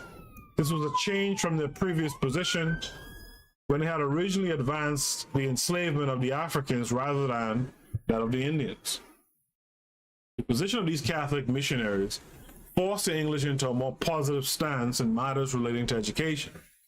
Dr. Woodson tells us that, quote, the English were put to shame by the noble example of the Catholics. They had to find a way to overcome the objections of those who granting that the enlightenment of the slaves might not lead to servile insurrection, nevertheless feared that their conversion might work manumission. End of quote. This situation forced the English to deal with a contradiction within the Christian church that still exists.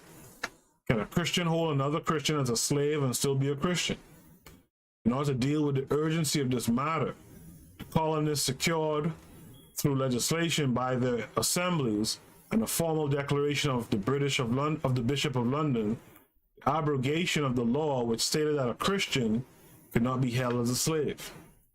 The Society for the Propagation of the Gospel among the quote-unquote heathen in foreign parts undertook to educate the slaves for the purpose of extensive proselytizing. Reaction to this plan was not slow in coming.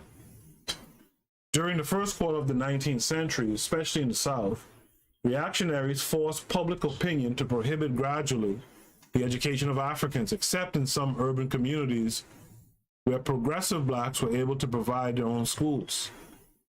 The massive slave revolts that occurred during this period convinced a larger number of whites, some of them former allies of the blacks, that the educating of blacks was a dangerous thing. This opinion continued until after the Civil War, when the latter began to build new institutions, mainly schools. Most of these new schools soon began to fall into old traps. They were imitations of white schools whose teachings were offensive to black people. Now tell me this, all right? You opening up schools to educate black folks, right? Lady Pink has acknowledged that she is quote unquote black. Okay, so you're an African sister, cool, right? So as you see, this conversation is about black Americans, right? Being taken, right? Or I should say black Americans being immigrants to America against their will, right? That's really what this is about. Black Americans being, that's the ADOS. Today they call themselves ADOS. They call themselves FBA, and they, Dr. John Henrik CLARKE, who was supposedly so highly held in Black American society, right? He's telling you, right, that you are an African, right? You are an immigrant here against your will, regardless of what great things you did. But that's what you are. He's giving you a history, right? That goes over how you came to be here, right? Starting in Africa, not this goofy thing about being indigenous to America that you hear creeping up into the discourse these days. right? By the way, Lady Pink, if you haven't already, join the Discord. We have a Discord server. The idea of the Discord is twofold. One is for fans of the show to communicate with each other, to congregate and share ideas, maybe team up and do work together. And it's also, there's a project of creating a new African-centered curriculum. One that teaches our children, children's children, how to confront and solve problems in their community that affect their people.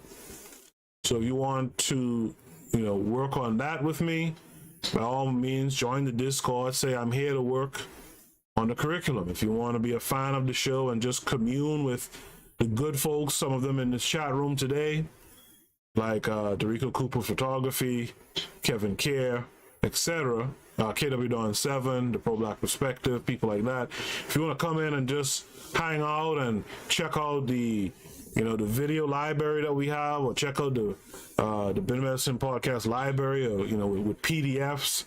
Check out investment tips. Like we had the show, I think you subscribed right after we did the show reviewing what an NFT is, a cryptocurrency and blockchain.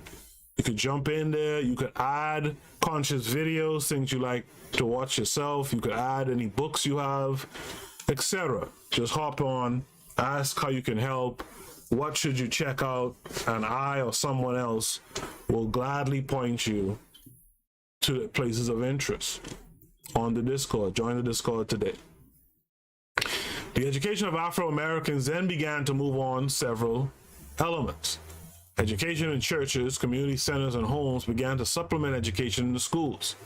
In these independent institutions, lay historians began the formal search for the African heritage. What can still be referred to as the, quote, the Booker T. Washington era, right? 1895 to 1915, new men and movements were emerging. The Niagara movement, under the leadership of W.E.B. Du Bois and Monroe Trotter, was born in 1905.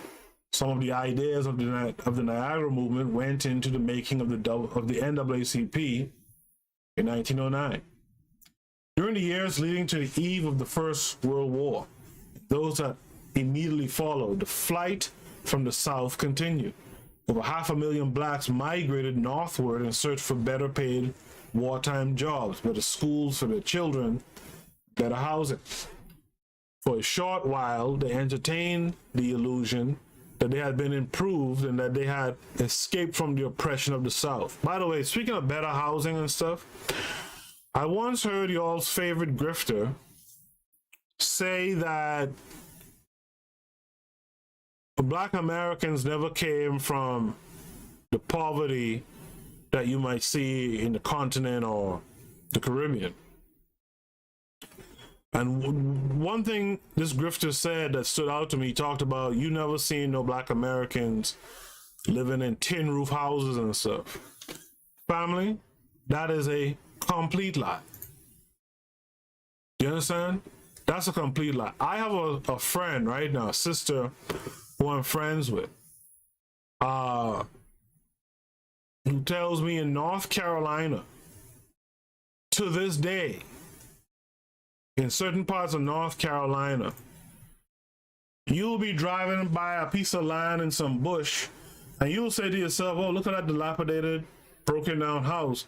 And sure enough, here comes someone walking out the house. Right? And she lives in the Durham area, right? In the Raleigh area, right? So, don't believe what the grifters are trying to boost your ego so that they could then boost your pockets. You see? We all have suffered. We all have the same or very similar story. Right? We're just different Africans that were dropped off in different locations, as Dr. John Henrik CLARKE would say. Right? And wherever you are, where there's oppression, or as it happens now, especially, where there's imperialism, like U.S. imperialism in parts of in the Caribbean, right? Well, in this whole, Western Hemisphere period, people move from oppression. People go elsewhere. That's just what people do. So this notion that folks messed up their country, effed it up, and had to run from their country, no, it's U.S. imperialism that messed it up. And folks moved from the oppression. The illusion was short-lived. Race riots during the war, East St. Louis, 1917, and in the post-war period, Chicago, 1919, awakened the new urban settlers to reality. In Washington, D.C., President Woodrow Wilson and the Southern Democrats, who had come to power with him, had introduced segregation in federal facilities that had long been integrated. Interesting. Huh. Booker T. Washington died in 1915. An investigation into his last years revealed that he had privately battled against disenfranchisement and had secretly financed lawsuits against segregation.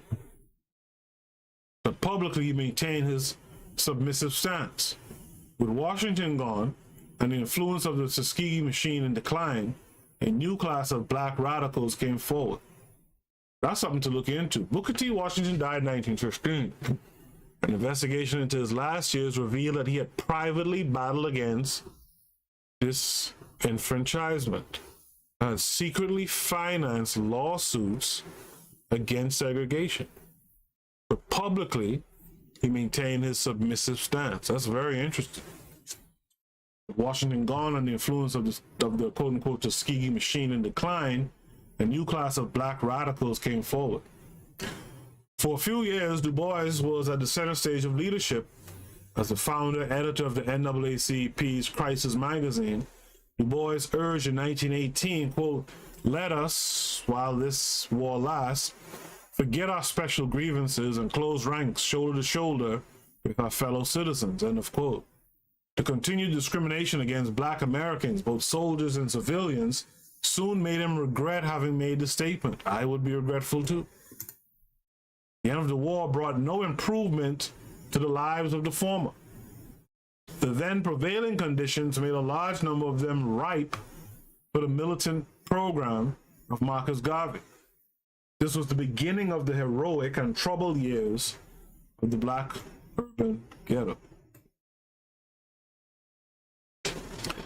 Black people in America and in the rest of the world now stand at the crossroads of history, seeking new definitions of themselves and new directions. In his book Tom Tom, the writer John W. Vandercook has said, quote, "A race is like a man, and until it uses its own talents, takes pride in its history, and loves its memories, it can never fulfill itself completely." That's well stated. All right?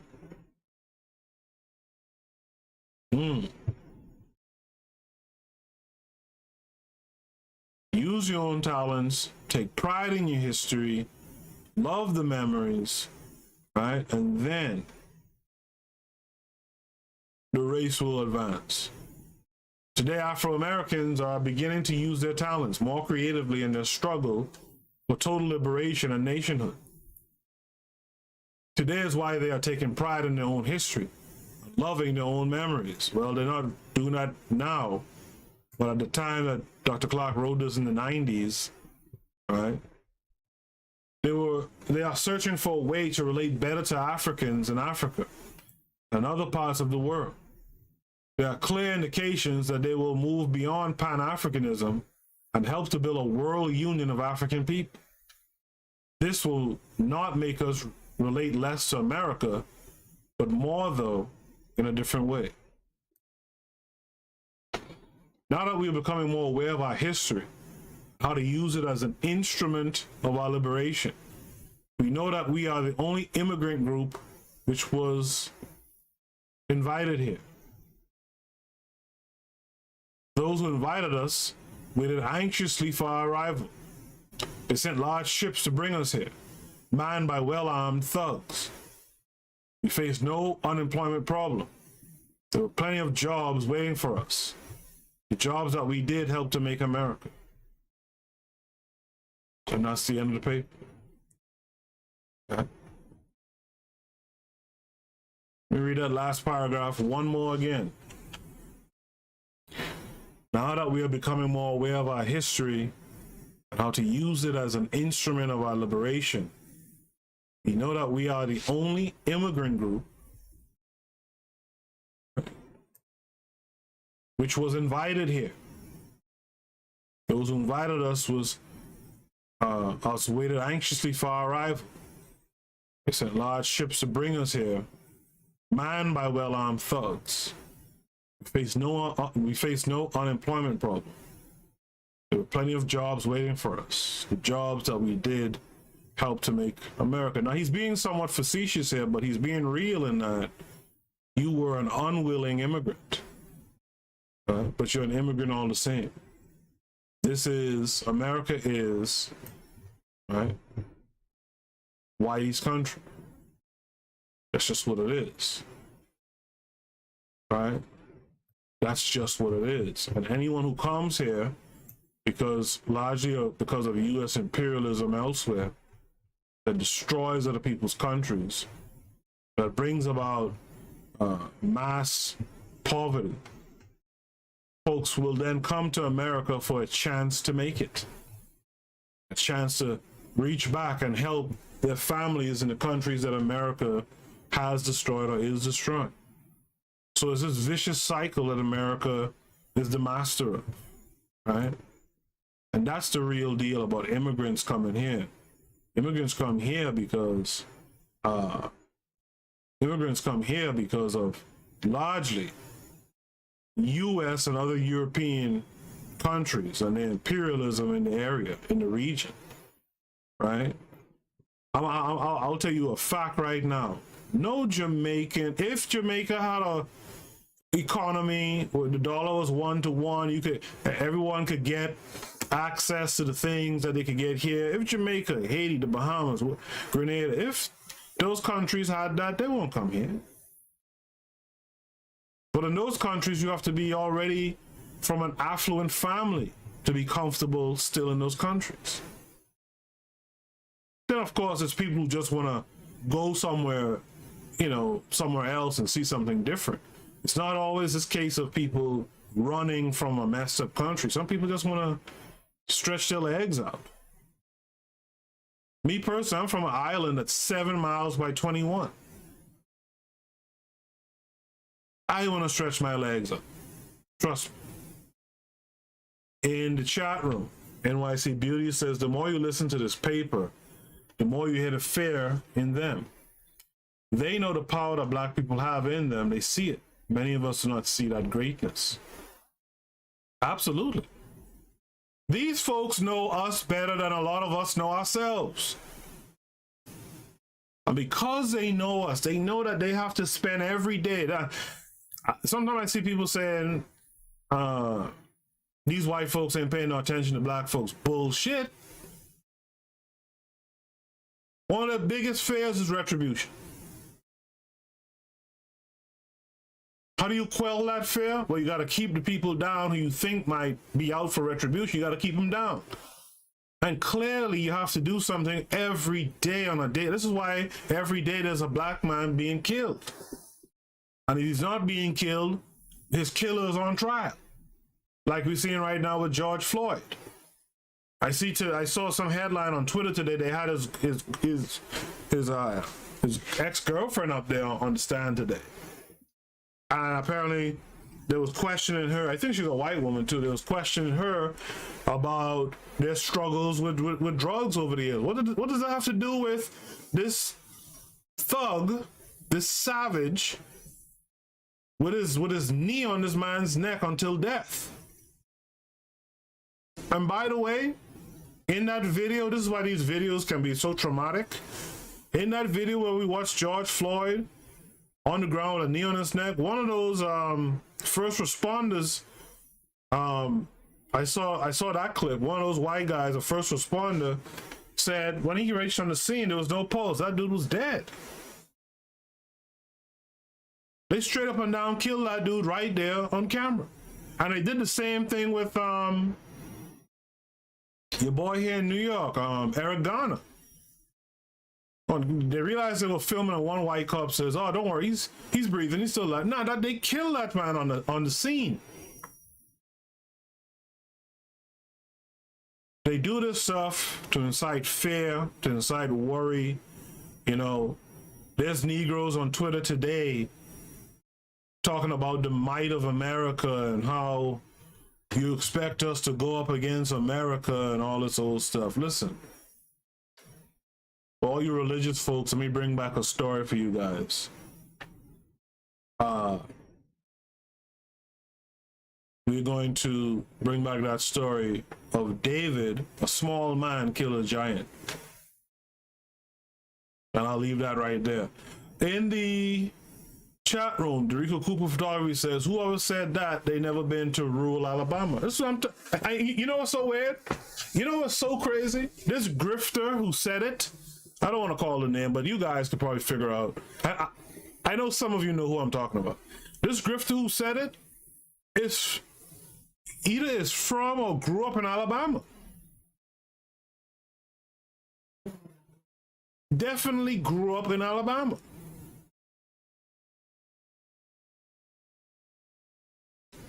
And you gonna talk some dumb shit like that.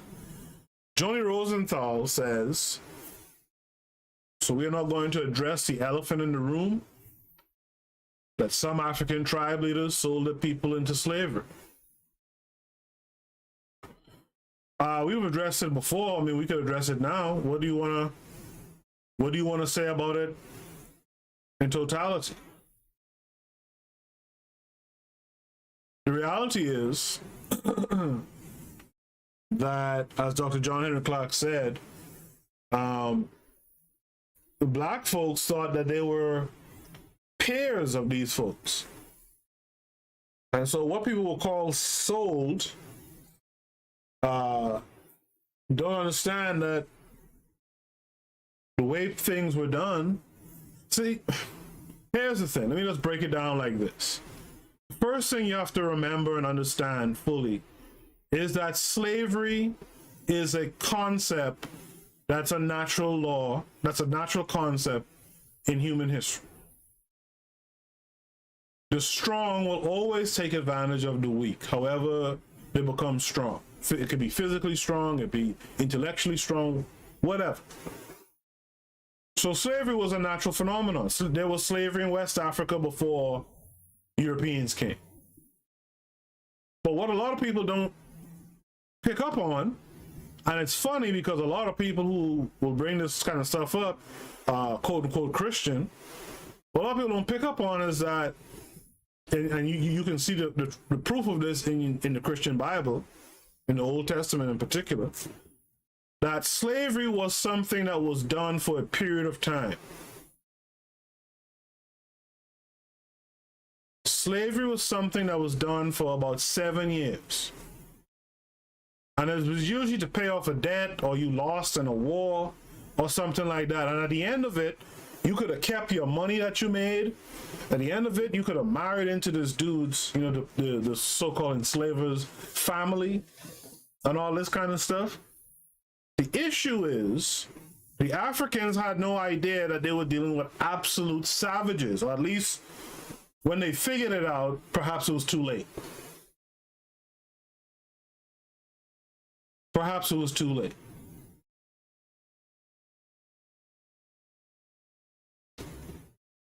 I think if those who had engaged in the slave trade, I think if they had known what was going to happen to their people, African people in the New World, they wouldn't have done it.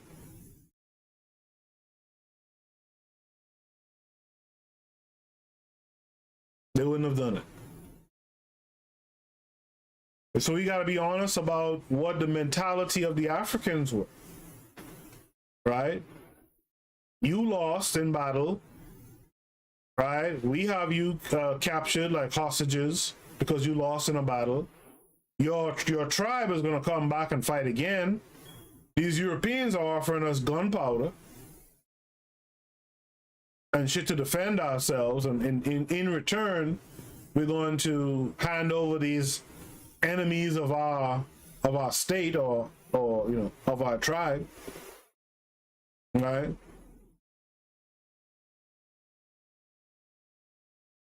That's KW Dawn's 7 is adding, which is true. A lot of these Europeans intermingle with women on the continent. So are we going to talk about the black women who were laying up with these dudes? Right? How they spawned offspring and used those offspring to initiate the slave trade. They were called lancados. Right? Dorico Cooper Photography says they came for free land and free labor, the labor of my ancestors. We are the money. One black man with 3 years of field training was the, I don't know what the rest is. Joni Rosenthal says, and to follow up, we need to address the first slave trade, which was done by the Arabs, which was more brutal than the white slave trade. Absolutely. And I intend to talk all about that in the future too. It comes up that I talk about Christianity a lot, it may seem. But I try to remind people that I'm also talking about Islam too. Like I said in the last episode and in many episodes in the past, the Islamic slave trade was more brutal, and Africans being Islamized was more brainwashed, it seemed, because they were on some, well, if it's the will of Allah, it's cool, it is what it is, right? And what we should talk about, which I talk about a lot, and I feel like I talk about it maybe too much, how are these folks still embracing the Arabs' religion or the Europeans' religion? It doesn't make sense. And as long as we have that traitorous behavior, it's going to be very hard for us to move forward. We read papers recently about Nigeria. What's really the problem in Nigeria? And a big part of the problem is, number one, tribalism, number two, religion.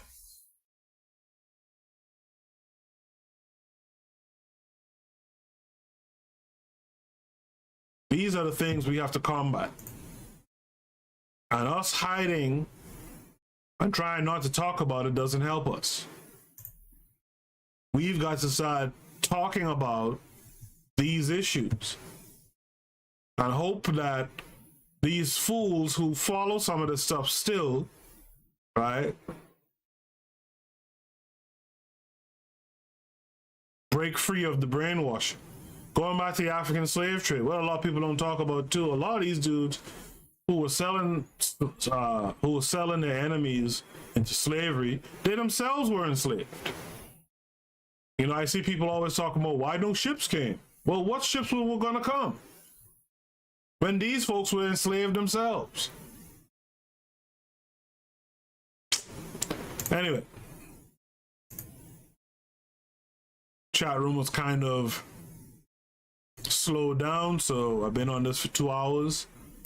So I think at this point, I will say thank you all for showing up tonight.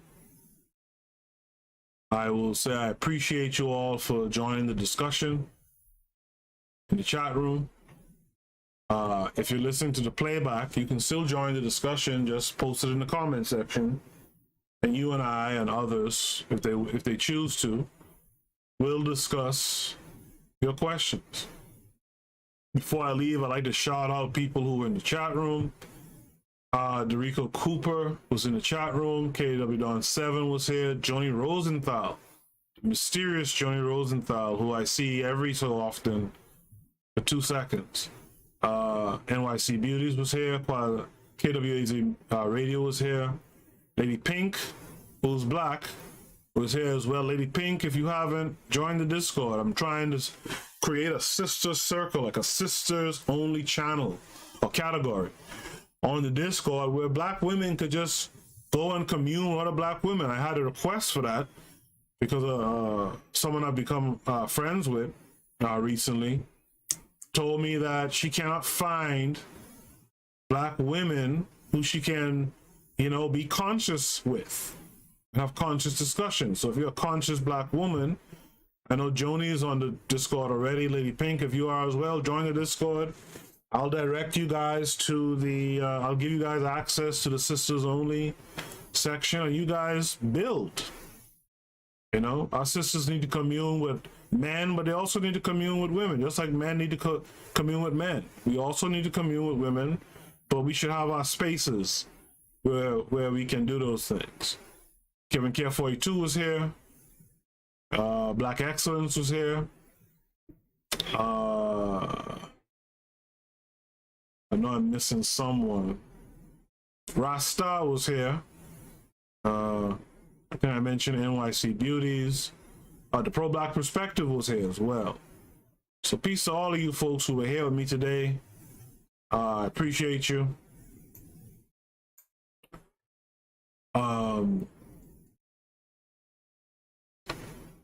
I appreciate you, and I'll be back on Saturday at 8 p.m. after the Pro-Black Perspective does their thing at 3.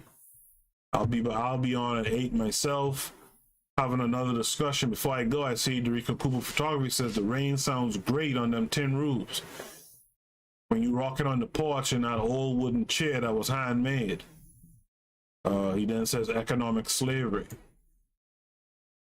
You know, Derica's Cooper Photography says something interesting, that you haven't slept until you slept under a tin roof during the rain, or even a wooden roof. Like in America here, you don't get the same.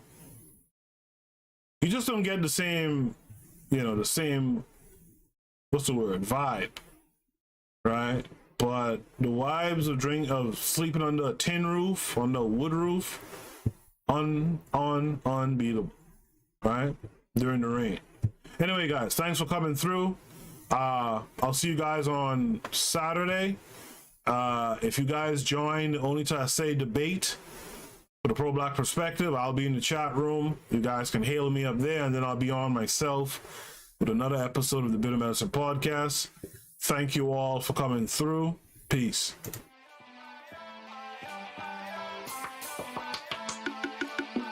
Thanks for listening to the Bitter Medicine Podcast with your host, Koku. If you like what you just heard, we hope you pass along our web address, bittermedicineblogs.com, to your friends and colleagues, and share our show to all your social media. Be sure to check out our archive section on our website for previous podcasts. This has been a KWAZ radio production. Join us next time for another session of the Bitter Medicine Podcast. Follow us on Facebook at Bitter Medicine Show, Twitter, Bitter Meds, Tumblr, Bitter Meds, Instagram, Bitter Medicine.